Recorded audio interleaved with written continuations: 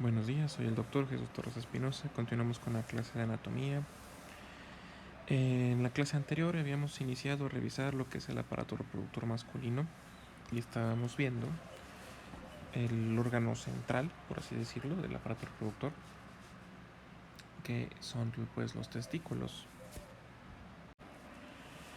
Estos testículos pues son órganos con una forma arriñonada, con forma como de haba, ¿sí? Ovalados, aplanados, tienen dos caras, dos polos, dos bordes, al igual que otros órganos similares como el riñón, pues tienen un hilio testicular a través del cual pues entran los vasos sanguíneos arteriales que lo irrigan y salen los vasos venosos. Pero pues también a través de él salen una serie de conductillos o conos seminíferos, ¿sí? Que van a ser el resultado de la suma de diferentes de los conductos de los túbulos seminíferos dentro del testículo, que estos inicialmente pues van a estar relacionados o dispuestos en forma de asa y tienen una longitud de 50 hasta 80 centímetros, y en su totalidad en cada testículo suman un total de 980 metros. Este pues es debido a su tamaño, son de tamaño muy pequeño, teniendo un diámetro de hasta 180 micrómetros, y además están muy plegados unos sobre otros, entonces ocupan muy poco espacio a pesar de la longitud que tienen. Estos túbulos seminíferos, estas asas primeramente van a acabar luego en unos túbulos rectos, en este caso en la imagen el número 2. Estos túbulos rectos se van a acabar sumando para formar la red de testis de Haller o la red mediastinal, y de ahí finalmente nacen los 15 conos eferentes que van a irse a sumar al epidídimo. En las paredes, ya hablando histológicamente, aquí vemos un corte de un corte testicular donde podemos ver los túbulos seminíferos, donde pues en las paredes de estos túbulos cerca de la luz encontramos un epitelio que se llama epitelio germinativo.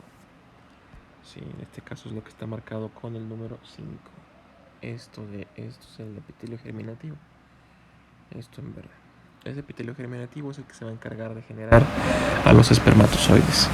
Sí, en este caso va a estar compuesto por las espermatogonias tipo A y tipo B, los espermatocitos tipo 1 y tipo 2, las células de Sertoli.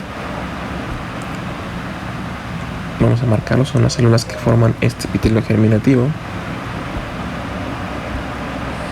Las espermátidas. Sí, las espermátidas son los espermatozoides casi maduros, solamente les falta ser capacitados y salir al exterior para que lleven a cabo su función de fecundación. Sí, entonces este va a ser el sitio productor de los espermatozoides o células masculares, células sexuales masculinas o las células sexuales masculinas. Ahora, alrededor de este epitelio germinativo hay una serie de células similares a las musculares o mioides que van a formar la túnica peritubular, que es una túnica que lo que hace es una capa de células que lo que va a hacer es diferenciar un túbulo de otro. Ya al salir estos conos del testículo a través del hilio, se va a formar el epidídimo. El epidídimo inicia o tiene una cabeza, un cuerpo y una cola. En este caso la cabeza del epidídimo se encuentra en el polo superior del testículo, por eso es epi, ¿sí? De arriba.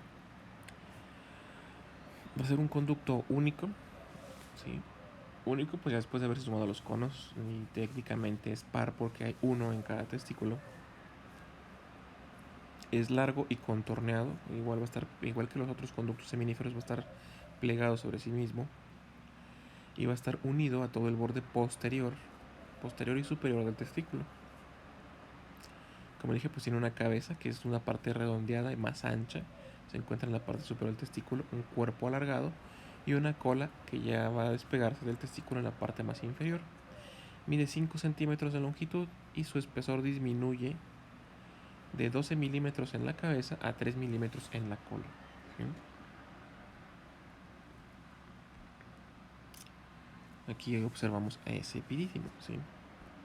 Siendo aquí la parte superior, esta es la cabeza, esta es el cuerpo y por último tenemos aquí abajo pues la cola del epidídimo. como les dije, pues es la suma de los conos espermáticos que salen de la red de testis.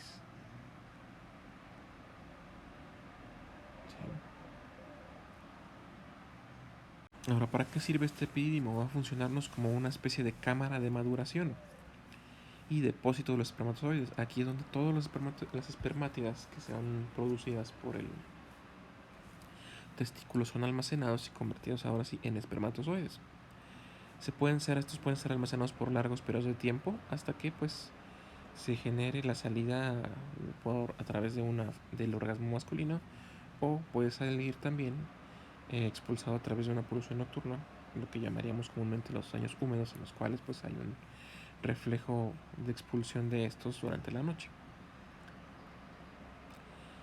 Sí, como ya dije, pues teníamos la cabeza en relación con el polo superior del testículo, y la cola principalmente es la que va a estar conectada con el conducto deferente. Dicho conducto deferente pues es el conducto que ya va a transportar los espermatozoides al exterior, ya no tiene otra función. ¿Sí? Este proceso final de maduración del espermatozoide es en el momento en el cual el espermatozoide ahora ya tiene su movilidad. Recuerden que de las células humanas es el espermatozoide la única capaz de moverse a sí mismo. ¿Por qué? Porque pues tiene una cola similar a un flagelo que le permite movilizarse. Cuando es una espermátida, pues no la mueve, no es capaz de moverse hasta que ya ha sido almacenado en el epidídimo, entonces ya tiene esta capacidad. Además, completa su maduración y ahora ya es capaz de fertilizar. ¿Sí? Este proceso, a su paso a través del epidídimo de los genitales masculinos y femeninos, es un proceso de maduración final que se va a llamar capacitación, como dije anteriormente. Los espermatozoides que se producen dentro de los testículos van a estar pues guardados o almacenados en el epidídimo, como he dicho antes, hasta que suceda el momento en el cual sean expulsados durante un orgasmo. ¿Sí? Momento en el cual las fibras musculares que rodean, o sea, esa capa mioide que fue a rodear al epidídimo y a los túbulos seminíferos, expulsan a la mayor cantidad de espermatozoides posibles dentro de los conductos deferentes para que estos ya sean transportados hasta el exterior a través de la uretra masculina y sean expulsados en grandes cantidades. Estamos hablando del orden de que cada eyaculación pues contiene millones de espermatozoides. Ahora, tanto testículo como epidídimo van a estar envueltos por esa túnica albugínea, ¿sí? Y un tejido propio. La túnica albugínea es lo que les da el color blanquecino, ¿sí? Esta túnica albugínea va a ser una membrana tipo fibroso, gruesa, constituida por diferentes fibras de colágeno entrelazadas entre sí, que va a rodear tanto el testículo como el epidídimo en toda su extensión. En la parte posterior y superior del testículo es particularmente densa, y ahí va a formar una estructura que ya vimos anteriormente, que es el mediastino testicular. Se va a envolver ahí a todos los elementos que entran o salen del hilio testicular. Y el tejido propio pues van a ser las células espermatogénicas, ¿sí? Ya lo que formaría, por decirlo, el parénquima testicular. Sí, estas células pues son las que van a formar a los espermatozoides. Además están sumadas ahí las células de sostén, que mantienen a los conductillos diferenciados y en su lugar, y las células intersticiales, que hacen la misma función. ¿Sí? Estas células intersticiales, por último, van a ser las que originan la secreción interna de la glándula, porque resulta que aparte de producir espermatozoides, también es una glándula endocrina que va a producirnos testosterona y otros andrógenos que pues hacen que se expresen los caracteres sexuales secundarios. Ahora, irrigación. En cuanto a la irrigación, pues la primera tenemos las arterias. El testículo va a recibir la sangre arterial de la arteria espermática y de la testicular, que son ramas directas de la aorta abdominal, y también se van a distribuir en el dorso del epidídimo, ¿sí? Entonces no tiene mucho pierde de dónde viene la irrigación arterial. Y las venas, lo que recoge la sangre de los testículos, pues son las venas testiculares o espermáticas, ¿sí?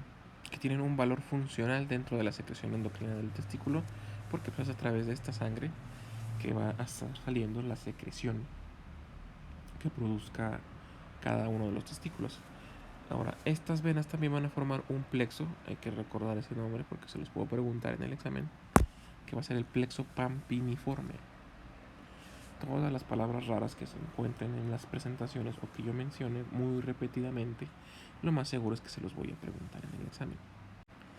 Ahora, esta es una imagen donde vemos nada más los vasos sanguíneos, arteriales y venosos. Ahora, todos los conductos que salen del corazón, del testículo, como arterias, venas y el conducto deferente, quedan unidos en una especie de raíz de paquete. ¿Sí? El plexo pampiniforme, que les mencioné anteriormente, es precisamente esto, lo que vamos a encontrar. Un plexo que se va a generar. Un plexo va a ser básicamente la unión de varias arterias, venas o nervios. En este caso van a ser venas. Se van a unir alrededor del conducto deferente. ¿Sí? Eso, por eso se llama así conducto o plexo pampiniforme. Está localizado ahí. ¿Sí? Luego tenemos a las envolturas o las bolsas escrotales. ¿Sí? Que cada conjunto de testículo, epidídimo y la parte inferior de los cordones espermáticos van a estar contenidos en las bolsas escrotales. Estas bolsas escrotales son cavidades independientes, ¿sí? Una para cada testículo, para cada conjunto de estas tres estructuras, con sus propias envolturas independientes. Y el escroto, ya como tal, es un saco cutáneo que contiene los dos testículos y tiene dos capas. ¿Sí? Estas dos capas son la piel y la túnica del dartos. La piel es una piel relativamente fina, nada más que como está plegada sobre sí misma da la impresión de ser más gruesa, muy extensible, muy pigmentada y tiene varios pliegues transversales. Tiene un surco mediano que lo divide, o sea, que ya nos da la impresión de que hay dos bolsas, ¿sí? Que se llama rafe escrotal. Es el punto donde las dos porciones de piel de las bolsas escrotales se unen, aunque por dentro sí existen dos bolsas separadas. Y la túnica del dartos es una capa de fibras de músculo liso que le da ese aspecto como rugoso al escroto. Este músculo liso, el darto se llama el músculo, de hecho, tiene un reflejo que hace que las bolsas suban los testículos o los bajen según diferentes estímulos o incluso según la temperatura. Porque los testículos, para poder estar produciendo los espermatozoides, tienen que estar a una temperatura específica. Lo veremos más adelante. Si a temperaturas muy altas se inhibe la espermatogénesis y es cuando las bolsas escrotales se relajan demasiado.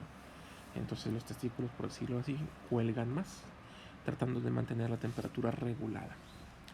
Ahora, si estamos en una situación de temperaturas bajas, los testículos también van a dejar de producir espermatozoides, se inhibe la producción, entonces tienen que incrementar la temperatura, y para incrementar la temperatura estas bolsas escrotales suben y mantienen más cerca del cuerpo a los testículos para que estos tengan una temperatura más elevada.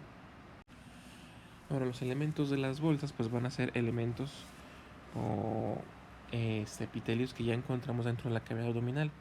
¿Por qué? Porque mientras en la vida uterina el testículo se encuentra intraabdominal y luego baja las ingles para depositarse en las bolsas, va arrastrando en su trayecto una serie de elementos de la pared abdominal para formar parte de estas bolsas escrotales. Es así que pues la serosa vaginal o la túnica vaginal que se encuentra por encima de la capa albugínea es básicamente peritoneo, ¿sí? Del mismo tipo de peritoneo que envuelve los intestinos. Luego la túnica fibrosa más profunda, ¿sí?, pues está formada por la fascia transversalis o la fascia del músculo transversal del abdomen. Es un tipo de aponeurosis, ¿sí?, sería el equivalente. El músculo cremaster son fibras, el músculo cremaster es el encargado del reflejo cremastérico, es un reflejo que hace que se contraigan los testículos hacia arriba. Son fibras que originalmente pertenecían al músculo oblicuo menor y a veces al músculo transverso. Y la túnica fibrosa superficial son fibras que en algún momento fueron fibras musculares del oblicuo mayor. Sí, hasta aquí terminaríamos la clase. Todavía nos falta ver ya los conductos, pero nos falta ver las glándulas accesorias, como las glándulas vulvoretrales, la próstata y las vesículas seminales.